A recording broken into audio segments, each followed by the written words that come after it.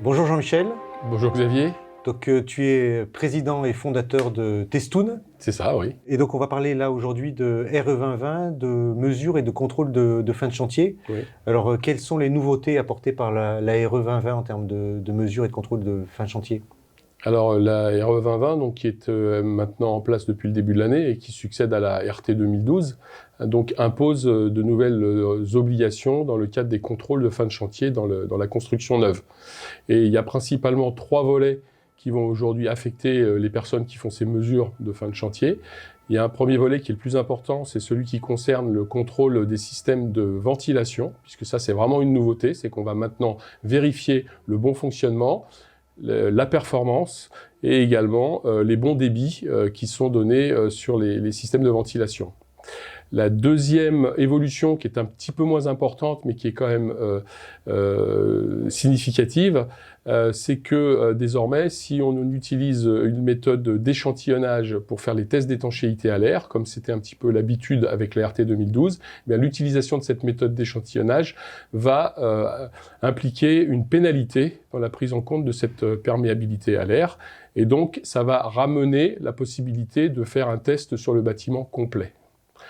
Le troisième volet, qui est un petit peu plus récent, qui est paru il y a quelques semaines, concerne les bâtiments à usage tertiaire. Et sur les bâtiments à usage tertiaire, il y a désormais également une obligation de mesure d'étanchéité à l'air jusqu'à 5000 m² de surface utile. Alors donc, quand on voit en termes d'appareils de mesure, dont c'est votre spécialité, oui. Chez Testoun, qu'est-ce que ça implique en termes d'appareils de mesure? Alors pour le premier volet, les contrôles de système de ventilation, les mesureurs vont devoir s'équiper de nouveaux appareils de mesure.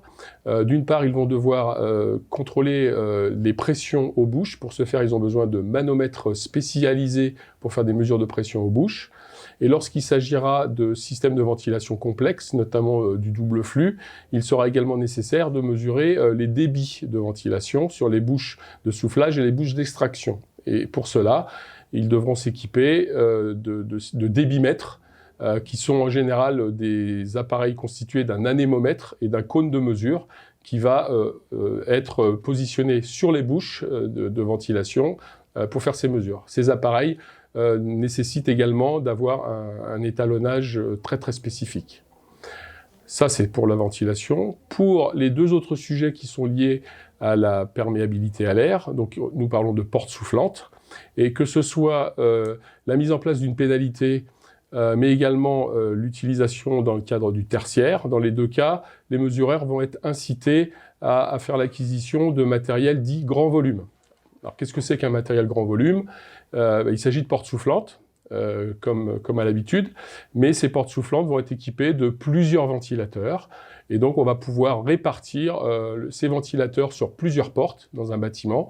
On peut mettre des configurations avec 2, 3, 6, 9, 12 ventilateurs, et on va répartir ces ventilateurs sur la totalité d'un bâtiment, et ça nécessite la mise en place qui est quand même plus complexe, puisqu'il faut faire communiquer ces différents systèmes ensemble, et donc c'est quelque chose qui est évidemment plus complexe et plus onéreux pour les opérateurs. Merci Jean-Michel. Merci Xavier.